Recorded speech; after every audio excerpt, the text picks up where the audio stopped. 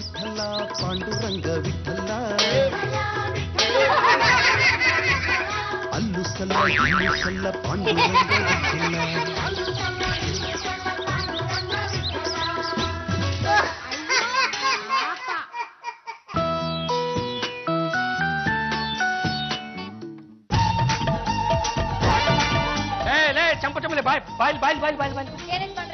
ಯಾವ್ದು 10,000 ರೂಪಾಯಿ ಬಿಲ್ಲು? ನನ್ನೇನ್ ಕೇಳ್ತೀರಾ? ಬಣ್ಣ ಬಳ್ಕೊಂಡವ್ರನ್ನ ಕೇಳಿ.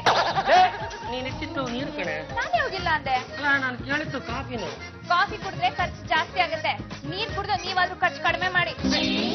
ನಾನು ಒಬ್ಬನೇ ನೀರು ಕುಡಿತೀನಿ ಕಣ್ರೆ. ಮನೇಲಿ ಇರೋರೆಲ್ಲರೂ ಬೊಂಬಾಯಿ ಮಿಠಾಯಿ ತಿಂದ್ಬಿಡಿ. ತಿಂಗಳ ಖರ್ಚನ್ನು ಕಡಿಮೆ ಮಾಡ್ರೋ ಅಂತ ನಾನು ಬಡ್ಕೊತಾನೆ ಇರ್ತೀನಿ. ನನ್ನ ಮಾತಿಗೆ ಯಾರು ಕೇರೆ ಮಾಡಲ್ಲ ಅಂತ. ಅಲ್ಲ ತಿಂಗಳ 10,000 ರೂಪಾಯಿ ಬಣ್ಣ ಹೊಡ್ಕೊಂಡ್ಬಿಟ್ರೆ ನಾನೇನ್ ಇರ್ಬೇಕು ಇಲ್ಲ ಹೋಗ್ಬೇಕು? ಇಷ್ಟು ದುಡ್ಡಲ್ಲಿ ಇಡೀ ವಿಧಾನಸೌಧಕ್ಕೆ ವರ್ಷದಲ್ಲಿ 2 ಸಲ ಬಣ್ಣ ಹೊಡ್ಸ್ಕೊಬೋದು. ಏನ್ ನೋಡಿ ದಂಡ ಪಿಂಡಗಳ ಬರ್ರ ಪಾಂಡ್ರಂಗ ಸಿಕ್ಕಾಪಟ್ಟೆ ರೊಚ್ಚಿಗೆದ್ ಬಿಡಿದಾನೋ. ಇಂಥ ಸಮಯದಲ್ಲಿ ದುಡ್ಡು ಕೇಳಿದ್ರೆ ಚೆನ್ನಾಗಿರಲ್ಲ ಕಣೋ. ನಮ್ ಧರ್ಮ ನಾವು ಬಿಡಕ್ಕಾಗುತ್ತೇನಾ? ಕೊಟ್ರೆ ಕೊಡ್ಲಿ ಬಿಟ್ರೆ ಬಿಡ್ಲಿ, ಧೈರ್ಯ ಮಾಡಿ ಕೇಳಬಿಡೋಣಪ್ಪ. ಪಾಂಡ್ರಂಗ ನೀನ್ ನಮ್ಗೆ ಏನೇ ಬೈಯೋದ್ರಲ್ಲಿ ಹೊಡಿಯೋದ್ರಲ್ಲಿ ನಮ್ ದುಡ್ಡು ನಮ್ಗೆ ಕೊಟ್ಬಿಟ್ಟು ಮಾಡಪ್ಪ. ಎಷ್ಟು ಬೇಕಾಗಿತ್ತಪ್ಪ? ಬಾಬಾ ನಮ್ ಯೋಗ್ತಿ ನಿಮ್ಗೆ ಗೊತ್ತಿಲ್ವೇ? Only 200 rupees. ಮೊದಲು ಯಾರಿಗ್ ಕೊಡ್ಲಪ್ಪ?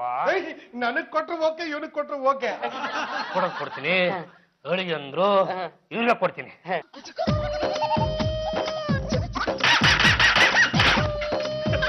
ಅಣ್ಣಯ್ಯ, ನಮ್ಮ ಯಜಮಾನ್ರ ಮೇಲೆ ಕೈ ಮಾಡೋದಕ್ಕೆ ಅವ್ರೇನ್ ದನನಾತ್ಮ ಎಮ್ಮೆ ಕೋಣನ? ಅವ್ರ ಮನೆ ಅಳಿಯ.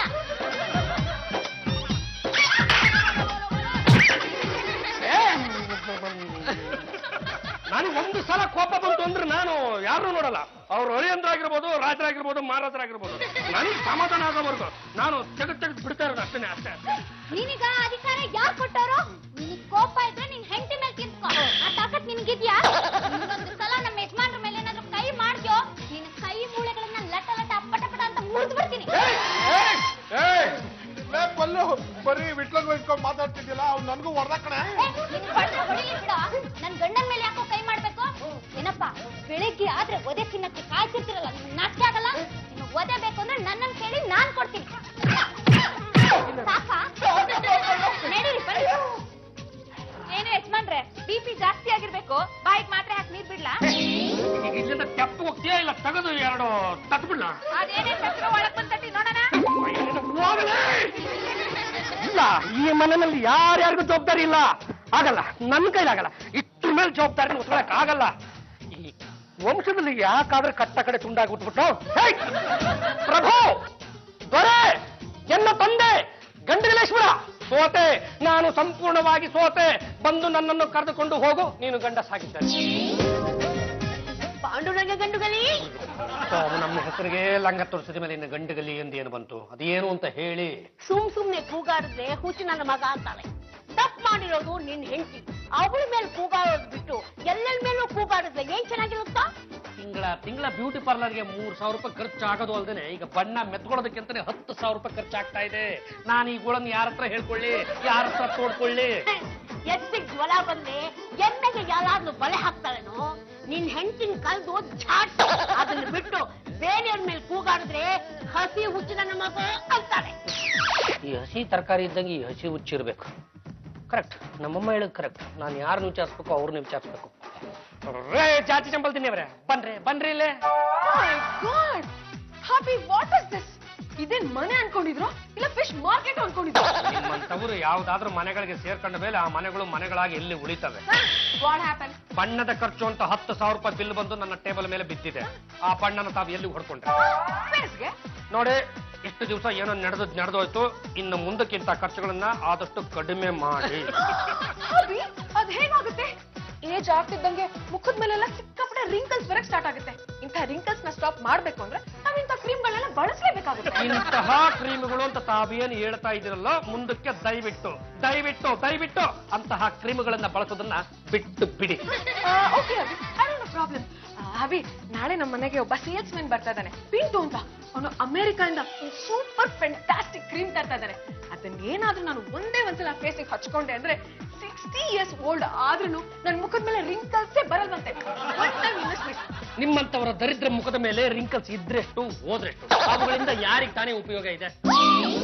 ಎಕ್ಸ್ಕ್ಯೂಸ್ ಮೀ, ಇದರಿಂದ ಯಾವ್ದಾದ್ರು ಉಪಯೋಗ ಆಗ್ಲಿ ಅಂತ ಆ ಕ್ರೀಮ್ ನಾನು ಬಳಸಕ್ ರೆಡಿ ಇಲ್ಲ. ನಾನು ನನ್ನ ಫೇಸ್ ನ ಮಿರರ್ ಅಲ್ಲಿ ನೋಡ್ಕೊಂಡಾಗ ನನಗೆ ಖುಷಿ ಆಗ್ಬೇಕೋ ಬೇಡವಾ? ಜಾತಿ ಜಂಬಲ್ದಿನಿಯವರೇ, ನಿಮ್ಮ ಖುಷಿಗೆ, ನಿಮ್ಮೊಬ್ಬರ ವೈಯಕ್ತಿಕ ಖುಷಿಗೆ ನಾವು ಲಕ್ಷಾಂತರ ರೂಪಾಯಿನ ಬಂಡವಾಳ ಹೂಡೋದಕ್ಕಾಗಲ್ಲ. ದಯವಿಟ್ಟು ಇಂಥ ಖರ್ಚುಗಳನ್ನ ನಿಲ್ಲಿಸ್ಬಿಡಿ. Don't talk Ramesh. ನಾಳೆ ಪಿಂಟು ಬರ್ತಾ ಇದ್ದಾನೆ, ಆ ಕ್ರೀಮ್ ತರ್ತಾ ಇದ್ದಾನೆ. ನೀವು 7 ಲಕ್ಷ ರೂಪಾಯಿ ರೆಡಿ ಮಾಡ್ಕೊಳ್ಳಿ. ದೇವರು ಕೊಟ್ಟ ತಂಗಿ. ಹೊಡಿಬೇಡಣಯ್ಯ, ಹೊಡಿಬೇಡಣಯ್ಯ. ಯಾಕಮ್ಮ ಇಷ್ಟೊಂದು ಗಾಬರಿ ಆಗಿದ್ಯಾ? ಒಂದ್ ಗಳಿಗೆ ಇದ್ದಂಗ ಇನ್ನೊಂದ್ ಗಳಿಗೆ ಇರಲ್ಲ ನೀನು. ನೀನ್ ನೋಡಿದ್ರೆ ಈ ನಡುವೆ ಯಾಕೋ ಭಯ ಆಗ್ತಾ ಇದೆ. ಮನೇಲಿರೋರೇ ಶತ್ರುಗಳಾದ್ರೆ ನಮ್ಮಂತವ್ರು ಎಲ್ಲ ಹೋಗಿ ಬದುಕ್ಬೇಕು. ಹಾಗೇನಿಲ್ಲಮ್ಮ, ನೀವೇ ನನ್ನ ಬಗ್ಗೆ ಸುಮ್ನೆ ತಪ್ಪು ತಿಳ್ಕೊಂಡ್ಬಿಟ್ಟಿದ್ರ. ಯಾಕೆ ನಿಂತ್ಕೊಂಡಿದ್ಯಾ? ಕೂತ್ಕೋ ಕೂತ್ಕೋ. ತಿಂಡಿ ತಿಂದ? ಸ್ವಲ್ಪ ಸ್ವಲ್ಪ ತಿಂದೆ ಅಣ್ಣಯ್ಯ. ಒಟ್ಟು ತುಂಬಾ ತಿನ್ನೋದಕ್ಕೆ ಏನಾಗಿತ್ತು? ಯಾಕೆ ಹೇದಿನ? ಇಲ್ಲ, ನಾನು ಎಲ್ಲಿ ಜಾಸ್ತಿ ತಿಂದ್ರೆ ನೀನ್ ಬೈತು ಅಂತ ಸ್ವಲ್ಪ ಸ್ವಲ್ಪ ತಿಂದೆ. ಹಾಗೆಲ್ಲ ಮಾಡಿರೋ ತಿಂಡಿಗೆ ವೇಸ್ಟ್ ಮಾಡಬಾರ್ದು ಕಣಮ್ಮ. ಮಿಕ್ಕಿದೆಯಲ್ಲ ಅದು ಪುರ್ಸೊತ್ ಸಿಕ್ಕಾಗ ಚೆನ್ನಾಗಿ ತಿಂದ್ಬಿಡು. ಅದು ಮನೆ ಮುಂದಿನೆಲ್ಲ ಸ್ವಲ್ಪ ಕರಿತಿಯಮ್ಮ, ಮಾತಾಡೋದಿತ್ತು. ಎಲ್ರು ಬನ್ನಿ, ಅಣ್ಣಯ್ಯ ಶಾಂತವಾಗಿದ್ದಾನೆ, ಎಲ್ರು ಬನ್ನಿ. ಬಾಬಾ, ನೀವು ಶಾಂತವಾಗಿದ್ದೀರಾ ಅಂತ ನಾವು ಬಂದಿದ್ದೀವಿ. ಸುಮ್ನೆ ರೊಚ್ಚಿಗೆದ್ರೆ ನಾವಿಲ್ಲಿರಲ್ಲ. ಸುಮ್ನೆ ರೊಚ್ಚಿಗೆದ್ದಳದಕ್ಕೆ ನನಗೇನು ಹುಚ್ಚಿರಳಿದೆಯೇನೋ ನೋಡಿ ಹೇಳಿ. ಅಂದ್ರೆ ನೆನ್ನೆಗೆ, ನಾಳೆಗೆ, ಇವತ್ತಿನ ಬಗ್ಗೆ ಮಾತ್ರ ನಾವು ಯೋಚನೆ ಮಾಡಿ. ಅಯ್ಯೋ, ತಾವು ಮನೆ ಹೇಳಿ ಅಂದ್ರು, ಏನ್ ನಿಂತ್ಕೊಂಡೇ ಇದ್ದೀರಾ? ಬನ್ನಿಪ್ಪ, ನಿಮ್ ಹೆಂಡತಿ ಪಕ್ಕ ಕೂತ್ಕೊಳ್ಳಿ. ನಿಮ್ಮಿಬ್ರು ಆ ತರ ನೋಡಿ ಅದೆಷ್ಟು ದಿನಗಳಾದವು ಅಂತ ಕಾಣ್ತಿದೀವಿ ಬಾವಾ. ಈ ಹೊಸ ಮನೆ ಕಟ್ಟಿರೋ ಬೆದ್ರ ಬೊಂಬೆಗಳ ತರ ಕಾಣಿಸ್ತಿರಪ್ಪ. ಪಾಂಡ್ರಂಗ, ಅದೇನ್ ಕರ್ದಿದ್ ಬೇಗ ಹೇಳ, ನಮ್ಗೆ ಟೈಮ್ ಇಲ್ಲ. ಈಗ ನಾನು ವಿಷಯಕ್ಕೆ ಬರ್ತೀನಿ. ಅದು ನೋಡಿ, ಈ ಮನುಷ್ಯನಲ್ಲಿ ಒಂದು ಸಹಜ ಸೌಂದರ್ಯ ಅಂತ ಇರುತ್ತೆ. ಇದನ್ನ ಇನ್ನೂ ಸ್ವಲ್ಪ ಸರಳೀಕರಿಸಿ ನಾನು ನಿಮ್ಗೆ ಸ್ಪಷ್ಟಪಡಿಸ್ತೀನಿ. ಈಗ ನೋಡಿ, ನಾವು ಒಂದು ನವಿಲನ್ನ ನೋಡ್ತೀವಿ ಅಂತ. ಇದು ಎಷ್ಟು ಚೆನ್ನಾಗಿದೆಯಲ್ಲ. ನವಿಲು ಅಂದ್ರೆ ಬರೀ ನವಿಲು ಅಂತಲ್ಲ, ಕೆಲವು ಪಕ್ಷಿಗಳು, ಕೆಲವು ಹಕ್ಕಿಗಳು ನೋಡಿದಾಗ ಕೂಡ ನಮ್ಮಲ್ಲಿ ಅದೇ ಭಾವನೆ ಉತ್ಪತ್ತಿ ಆಗುತ್ತೆ. ಹಾಗೇನೆ ಈ ಹುಲಿಗಳನ್ನ, ಸಿಂಹಗಳನ್ನ ನೋಡಿದಾಗ ಕೂಡ ಇದು ಎಷ್ಟು ಚೆನ್ನಾಗಿದೆಯಲ್ಲ ಅಂತ. ಯಾಕೆ ಹಾಗನ್ಸುತ್ತೆ? ಅದು ನೋಡಕ್ ಚೆನ್ನಾಗಿರ್ತವೆ, ಅದಕ್ಕೆ ಚೆನ್ನಾಗಿರುತ್ತೆ ಅಂತ ಹೇಳ್ತೀವಿ. ಆದ್ರೆ ನೀವೆಲ್ಲರೂ ಇನ್ನೂ ಒಂದು ಅಂಶನ ತುಂಬಾ ಸೂಕ್ಷ್ಮವಾಗಿ ಗಮನಿಸಿ ನೋಡ್ಬೇಕು. ಈಗ ನೋಡಿ, ಯಾವುದೇ ಪಕ್ಷಿಗಳಾಗ್ಲಿ ಪ್ರಾಣಿಗಳಾಗ್ಲಿ ಈ ಪೌಡರ್ನಾಗ್ಲಿ, ಕ್ರೀಮ್ನಾಗ್ಲಿ, ಲೋಷನ್ ಆಗ್ಲಿ, ಲಿಪ್ಟಿಕ್ನಾಗ್ಲಿ ಹಾಕೋತಾವ? ಇಲ್ಲ, ಹಾಕೊಳ್ಳಲ್ಲ. ಹಾಗೇನೆ ಯಾವ ಪಕ್ಷಿಗಳು, ಪ್ರಾಣಿಗಳು ಕೂಡ ಬಟ್ಟೆ ಕೂಡ ಹಾಕೊಳ್ಳಲ್ಲ. ಅವುಗಳು ಬಟ್ಟೆ ಬರೆ ಹಾಕೊಳ್ಳಲ್ಲ ಅಂತ ನಾವು ಹಾಗೆ ಇರಕ್ಕಾಗತ್ತಾ?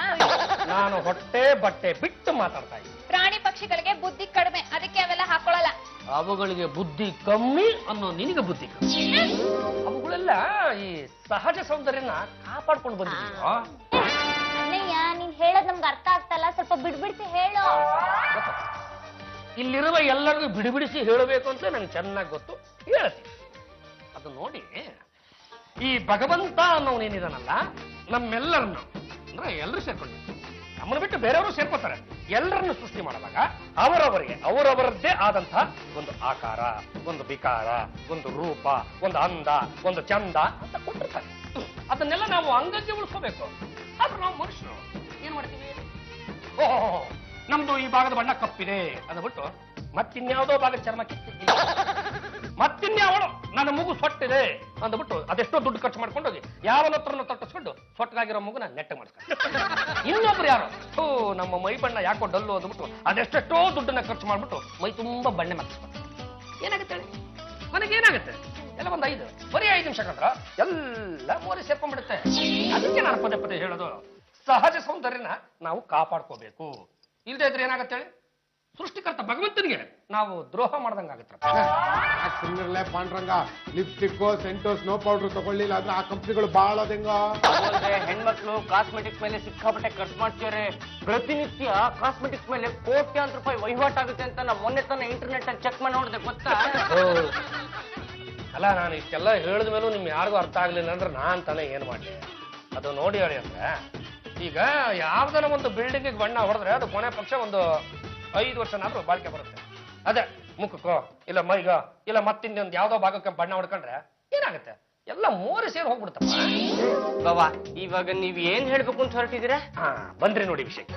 ಈಗ ನಾಳೆಯಿಂದ ನೀವೆಲ್ಲರೂ ಬೆಳಗ್ಗೆ ಎದ್ದ ತಕ್ಷಣ ಚೆನ್ನಾಗಿ ಹಲ್ಲುಚ್ಚಿ, ಚೆನ್ನಾಗಿ ಮುಖ ತೊಳ್ಕೊಳ್ಳಿ, ಟವಲಿಂದ ಮುಖನ ಚೆನ್ನಾಗಿ ಒರೆಸ್ಕೊಳ್ಳಿ. ಆದರೆ ಯಾವುದೇ ಕಾರಣಕ್ಕೂ ಈ ಪೌಡರ್ ಮತ್ತು ಸ್ನೋನ ಬಳಸೋದಕ್ಕೆ ಹೋಗ್ಲೇಬೇಡಿ.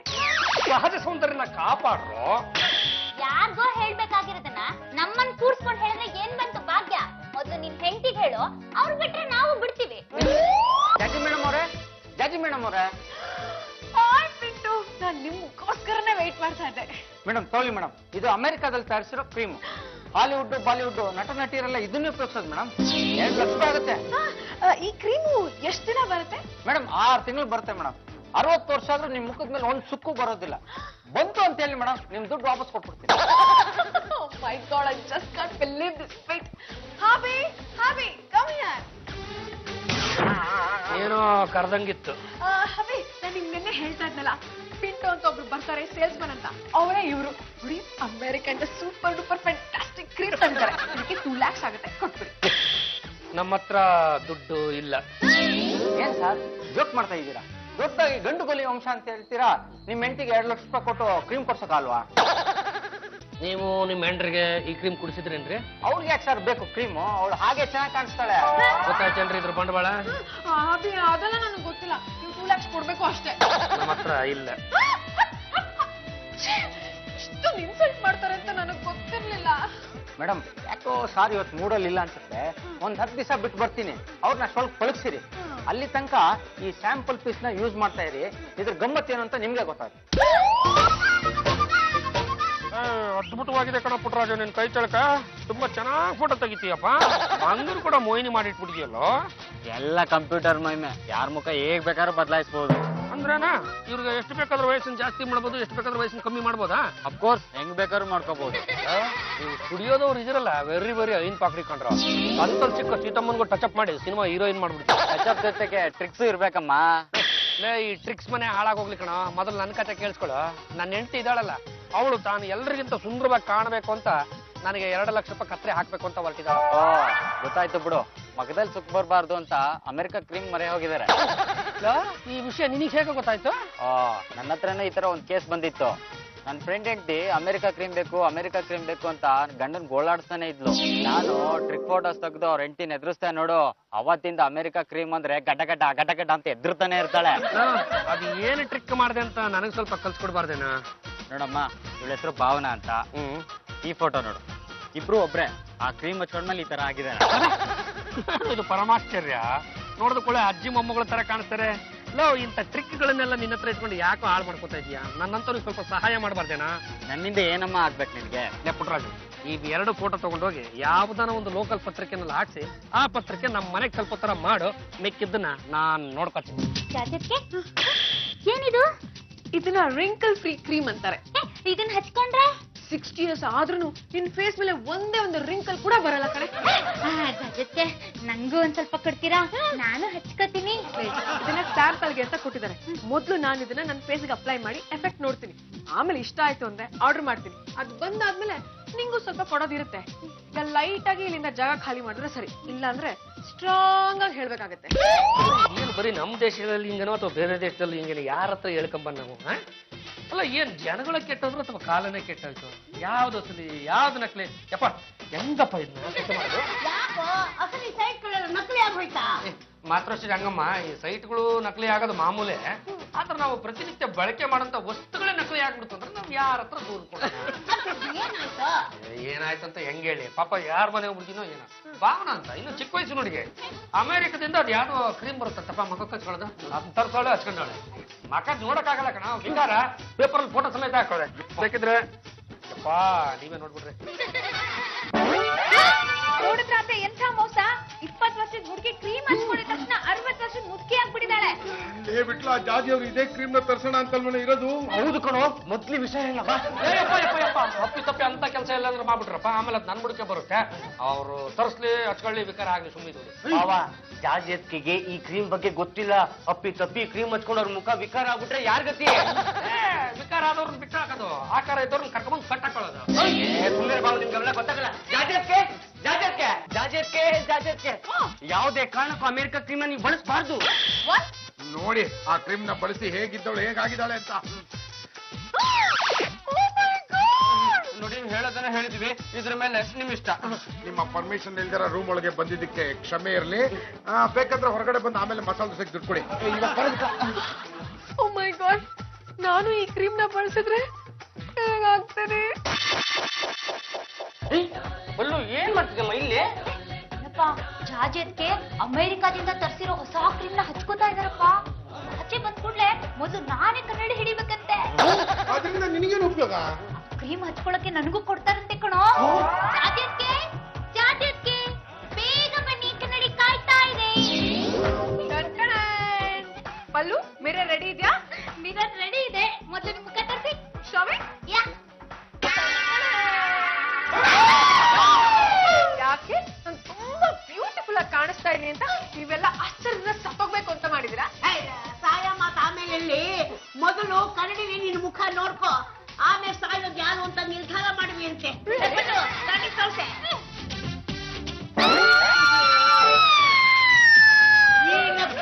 ಅಮೇರಿಕಾದಿಂದ ಕ್ರೀಮ್ ಕಳಿಸ್ತೀಯಮ್ಮ. ಏನು ರಂಗಮ್ಮನವ್ರೆ ಕಂಡಿದ್ದು? ಮೊದಲು ನೀನ್ ಹೆಂಡತಿ ಬೂಸ್ಬಿಡಿ ನೋಡು. ನೋಡಲ್ಲಿ ಏನ್ರಿ ಆಯ್ತು ನಿಮ್ಮ ಮುಖಕ್ಕೆ? ಅಮೆರಿಕಾದಿಂದ ತರಿಸಿರೋ ಕ್ರೀಮ್ ನ ಹಚ್ಕೊಂಡೆ, ಆಗಿಂದ ಹೀಗಾಗಿದೆ. ನೀವು ಮಾಡೋ ಕೆಲಸ ಒಂದೊಂದಲ್ಲ ಕಣ್ರಿ. ಇಷ್ಟು ದಿವಸ ಜಾಜಿ ಅಮ್ಮ ಅಂತಿದ್ರು, ಇನ್ಮೇಲೆ ಜಾಜಿ ಅಜ್ಜಿ ಅಂಬೇಕಾಗುತ್ತೆ.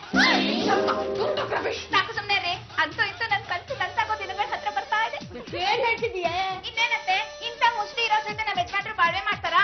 ಅವ್ರಿಗೆ ಗೇಟ್ ಪಾಸ್ ಕೊಡ್ತಾರೆ, ನನ್ನ ಗೇಟ್ ಇನ್ ಮಾಡ್ತಾರೆ. ಮುಖ ಸುಕ್ ಸುಕ್ಕಾಗಿದೆ, ಇನ್ನು ಮೈ ಸುಕ್ ಸುಕ್ಕಾಗಿ ಮುದಿ ಆಗ್ಬಿಟ್ರೆ ಇವ್ರ ಜೊತೆ ಹೇಗೋ ಸಂಸಾರ ಮಾಡ್ತೀಯ? ನಾನು ಮುಂದೋಗಿ ನಿಂತ್ಕೊಂಡು ಆಡ್ಸೋ ಕಾಲ ಯಾವಾಗ ಬರುತ್ತೋ? ಮೊದಲು ಡಾಕ್ಟರ್ ಹತ್ರ ಕರ್ಕೊಂಡು ಹೋಗೋ. ಏನಮ್ಮ ಈ ಕ್ರೀಮ್ ಹಚ್ಕೋದಕ್ಕೋಸ್ಕರ ಇಷ್ಟೊತ್ತು ಕನ್ನಡಿ ಹಿಡ್ಕೊಂಡು ನಿಂತಿದ್ಯಾ? ನನ್ಗೇನಪ್ಪ ಗೊತ್ತಿತ್ತು ಹೀಗೆಲ್ಲ ಆಗುತ್ತೆ ಅಂತ. ಇನ್ಮೇಲೆ ಯಾರಿಗೂ ಕನ್ನಡಿ ಹಿಡಿಯಕ್ ಹೋಗ್ಬೇಡ. ನನ್ ಮಗ ನನ್ ಸೊಸೆನ ಶಾಪ ಕರ್ಕೊಂಡು ಹೋಗಿ ಎಷ್ಟು ಹೊತ್ತಾಯ್ತು, ಇಷ್ಟೊತ್ತಾದ್ರೂ ಬರ್ಲಿಲ್ವಲ್ಲೇ? ಸಾಕು ಸುಮ್ನೆ ರೀತೆ. ಏನ್ ಸೀಮೆಗಿಲ್ದಿರೋ ಸೊಸೆ ಅವರು, ಯಾವಾಗ ನೋಡಿದ್ರು ನಮ್ಮ ಯಜಮಾನ್ರ ಜೇಬ್ ಖಾಲಿ ಮಾಡ್ಸೋದಕ್ಕೆ ನೋಡ್ತಿರ್ತಾರೆ. ಅದಕ್ಕೆ ಆ ಭಗವಂತ ಅವ್ರಿಗೆ ಸರಿಯಾದ ಶಿಕ್ಷಣ ಕೊಟ್ಟಿದ್ದಾರೆ. ಅತ್ತವ್ರೆ ಟೆನ್ಷನ್ ಆಗ್ಬಿಡಿ, ಜಾಜೆಟ್ಗೆ ಬರ್ತಾ ಇದಾರೆ. ಸಾಕಿದಾರಪ್ಪ ನಿಮ್ಮ ಅತ್ತಿಗೆ? ನನ್ಗೇನ್ ಗೊತ್ತು, ಮುಖ ಮುಚ್ಕೊಂಡ್ ಬರ್ತಿದಾರೆ. ಎಲ್ಲಮ್ಮ, ಒಂದು ಸಲ ನೀನು ಮುಸುಡಿ ನೋಡ್ಬಿಡ್ತೀನಿ. ಬೇಲ್ ತೆಗಿಯಮ್ಮ. ಏನೋ ಯಜಮಾನ್ರೆ, ತಲೆ ಕೂದಲೆಲ್ಲ ಬೆಳ್ಳಗಾಗ್ಬಿಟ್ಟಿದೆ. ಡಾಕ್ಟ್ರು ಏನೋ 10 ವರ್ಷ ಚಿಕ್ಕವಳನ್ ಮಾಡ್ತೀನಿ ಅಂತ ಇಂಜೆಕ್ಷನ್ ಕೊಟ್ರು, ಅದೇನೋ ಸೈಡ್ ಎಫೆಕ್ಟ್ ಆಯ್ತಂತೆ ಅಜ್ಜಿ ಆಗ್ಬಿಟ್ರು. ನನ್ನ ಕಣ್ಣೆದುರಲ್ಲೇ ನನ್ನ ಸೊಸೆ ಅಜ್ಜಿ ಆಗ್ಬಿಟ್ರಲ್ಲ, ಇನ್ನು ನಮ್ಮ ವಂಶದ ಕುಡಿ ಎಲ್ಲಿಂದ ಬರುತ್ತೆ? ಅತ್ತೆ, ನಿಮ್ ಬಾಲಿಗೆ ನಾನ್ ಸತ್ ಹೋಗಿದ್ದೀನಾ? ಹೆತ್ಕೊಟ್ಬಿಟ್ಟೆ ನಾನ್ ಹೋಗೋದು. ಸಾಕು ಸುಮ್ನೆ ರೀ, ನಿಮ್ ಕಾಲ ಮುಗ್ದೋಯ್ತು. ಮೂಲೆನಲ್ಲಿ ಚಾಪೆ ದಿಂಬು ಹಾಸ್ಕೊಡ್ತೀನಿ, ಹರ ಶಿವ ಅನ್ಕೊಂಡು ಅಲ್ಲೇ ಬಿದ್ದಿರಿ. ಜಾಜಿ ಅವರೇ, ಓಹ್, ಭುವನೇಶ್ವರಿ ಅವರು ಏನೋ ರಾಜೇಶ್ವರಿ ಕಳ್ಸ್ಕೊಟ್ಟ. ಹೂ, ಜಾಜಿ ಅವರೇನೋ ಇದ್ದಕ್ಕಿದ್ದಾಗೆ ಮುಖ್ಯ ಆಗ್ಬಿಟ್ಟಿದಾರಂತೆ. ಅದಕ್ಕೆ ಅವ್ರ ಫೋಟೋನ ಈ ಮೊಬೈಲ್ ನಲ್ಲಿ ತಗೊಂಡು ಹೋಗಿ ರಾಜೇಶ್ವರಿಗೆ ತೋರ್ಸೋಣ ಅಂತ ಬಂದೆ. ತೋರಿಸ್ತೀನಿ ನೋಡಿ, ಇವರೇ ಜಾತಿ ಚಂಪಲ್ತೀನಿ ಅವರು. ರಂಗ ಅವ್ರೆ, ಯಾಕೆ ತಮಾಷೆ ಮಾಡ್ತಿದ್ದೀರಾ? ಯಾವ್ದೋ ಮುದ್ಕಿನ್ ತೋರಿಸಿ ಜಾಜಿ ಅಂತ ಹೇಳ್ತಿದ್ದೀರಲ್ಲ. ಭುವನೇಶ್ವರಿ, ನನಗೆ ಹೊಟ್ಟೆ ಉರ್ಸ್ಬೇಕು ಅಂದ್ರೆ ಇಲ್ಲಿಗೆ ಬಂದ್ಯಾ? ನಾನೇ ಜಾಜಿ ಚಂಪಲ್ ತಿನ್ನಿ. ಅಯ್ಯೋ ಜಾಜಿ ಅವರೇ, ನೀವೇನಾಯ್ತು? ಇದೇನಿದು ಇಷ್ಟೊಂದು ಮುಖ್ಯ ಆಗ್ಬಿಟ್ಟಿದ್ದೀರಾ? ರಾಜೇಶ್ವರಿಗೆ ಏನಾದ್ರು ಈ ವಿಷಯ ಗೊತ್ತಾದ್ರೆ ಪಕ್ಕ ಪಕ್ಕ ಅಂತ ನಕ್ಬಿಡ್ತಾಳ. ರಂಗ ಅವ್ರೆ, ಏನಾಯ್ತು ಜಾಜಿ ಅವ್ರಿಗೆ? ಅದು ಯಾವ್ದೋ ಸುಡುಗಾಡು ಅಮೆರಿಕದಿಂದ ತರ್ಕೊಂಡಿರೋ ಕ್ರೀಮ್ ಅಂತ ಕಂಡ್ರಿ. ಅದನ್ನ ಹಚ್ಕೊಂಡ ಮೇಲೆ ಅವತಾರಗಳ ಮೇಲೆ ಅವತಾರನ ಎತ್ತಾನೆ ಇದ್ರೆ ಕೊನೆಗೆ ಈ ಅವತಾರಕ್ಕೆ ಬಂದು ತಲುಪಿದ್ದಾರೆ. ಎಲ್ಲ ಮಾಡ್ಕೊಂಡ್ಬಿಡ್ತಾರೆ ಕಣ್ರಿ. ಆಮೇಲೆ ನನಗೆ ಸಮಾಧಾನ ಮಾಡೋರು ಯಾರಿದ್ದಾರೆ ಹೇಳಿ? ಅವ್ರೆ, ಯಾಕೆ ಇಷ್ಟೊಂದು ಬೇಜಾರು ಮಾಡ್ಕೋತಿದ್ದೀರಾ? ಒಂದು ಹುಡುಗಿ ಮುಖ್ಯ ಆಗ್ಬಿಟ್ಲು ಅಂದ್ರೆ ಜಗತ್ತಲ್ಲಿರೋ ಎಲ್ಲಾ ಹುಡುಗಿರು ಮುಖ್ಯ ಆಗ್ಬಿಡ್ತಾರಾ? ರಾಜೇಶ್ವರಿ ಅವರು ನಿಮ್ಗೋಸ್ಕರ ಕಾಯ್ತಿದ್ದಾರೆ. ನಿಮ್ಮನ್ನ ಸಮಾಧಾನ ಮಾಡೋದಕ್ಕೋಸ್ಕರ 1 ವಾರ ನಿಮ್ಮನ್ನ ಪಿಕ್ನಿಕ್ ಕರ್ಕೊಂಡು ಹೋಗ್ಬೇಕು ಅಂತಿದ್ದಾರೆ. ನೀವ್ ಬರ್ತೀರಾ ಅಲ್ವಾ? ರಾಜಿ ಮದ್ದಿದ್ದಾರೆ, ಏನಾಯ್ತು? ಮೈ ಗುಡ್ನೆಸ್, ಇಷ್ಟೊತ್ತು ನನ್ ಕಂಡಿದ್ದು ಡ್ರೀಮಾ? ಏನಂತ ಡ್ರೀಮ್ ಕಂಡ್ರಿ? ಯಾರಿಗೂ ಹೀಗಾಗುತ್ತೆ ಅಂದ್ರೆ ಎಲ್ರಿಗೂ ಹೀಗೆ ಆಗುತ್ತಾ? ನಾನೀಗ್ಲೇ ಫ್ರೆಶ್ ಅಪ್ ಆಗಿ ಬಂದು ಈ ಫೇಸ್ ಕ್ರೀಮ್ ನ ಟ್ರೈ ಮಾಡಿ ನೋಡ್ತೀನಿ. ಇಷ್ಟೆಲ್ಲ ಕನಸು ಕಂಡ್ರು ಕೂಡ ಇವ್ರು ನಮ್ಗೆ 2 ಲಕ್ಷ ರೂಪಾಯಿ ದಾರಿ ಮಾಡ್ಬೇಕು ಅಂತ ಹೊರಟವ್ರಲ್ಲ. ಮಾಡ್ತೀನಿ.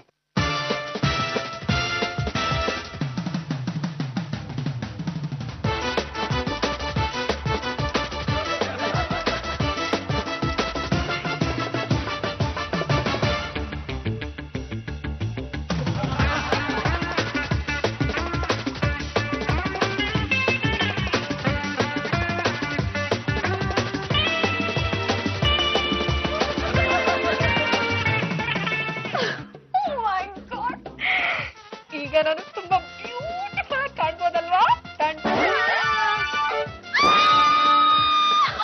Oh my God! ಸಿಕ್ಕಾಪಟ್ಟೆ ನವೆ ಆಗ್ತಿದೆ. Bobby! Bobby! Bobby! ಏನ್ರಿ ನಿಮ್ ಮುಖಕ್ಕೆ ಏನ್ರಿ ಆಯ್ತು? ಆ ಸ್ಯಾಂಪಲ್ ಕ್ರೀಮ್ ಹಚ್ಚಿದ ತಕ್ಷಣ ಹೀಗಾಯ್ತು. ಸಿಕ್ಕಾಪಟ್ಟೆ ನವೆ ಆಗ್ತಾ ಇದೆ. ನಾನ್ 1000 ಸಲ ಪಡ್ಕೋತೀನಿ ಯಾವ್ದೋ ಸುಡ್ಗಾಡ್ ಕ್ರೀಮ್ ಎಲ್ಲ ಬಳಸ್ಬೇಡ್ರಿ ಅಂತ. ನನ್ನ ಮಾತನ್ನ ಎಲ್ಲಿ ಕೇಳ್ತೀರ ನೀವು? ಅನುಭವಿಸಿ. I can't tolerate this ನವೆ. ಹಂಗಂತೇಳಿ ನೀವು ಜೋರಾಗೆಲ್ಲ ಕರ್ಕೊಂಬಿಡಿ. ಆಮೇಲೆ ಚರ್ಮ ಕೈಗೆ ಬಂದ್ಬಿಡ್ತು ಅಂದ್ರೆ ಪ್ಲಾಸ್ಟಿಕ್ ಸರ್ಜರಿ ಮಾಡ್ಸೋದಕ್ಕೆ ನನ್ನ ಹತ್ರ ದುಡ್ಡಿಲ್ಲ. ಪರವಾಗಿಲ್ಲ, ಎಲ್ಲ ಕೆಲಸ ಮಾಡಿ. ಮೇಡಮ್ ಹೇಗಿತ್ತು ನಮ್ ಸ್ಯಾಂಪಲ್ ಪೀಸ್? ದರಿದ್ರ ಡಬ್ಬ ಕ್ರೀಮ್ ಹಚ್ಕೊಂಡಿದ್ದಕ್ಕೆ ನಂಗೆ ಈ ರೀತಿ ಆಗಿದ್ದು. ಎಷ್ಟು ನವೆ ಆಗ್ತದೆ ಗೊತ್ತಾ?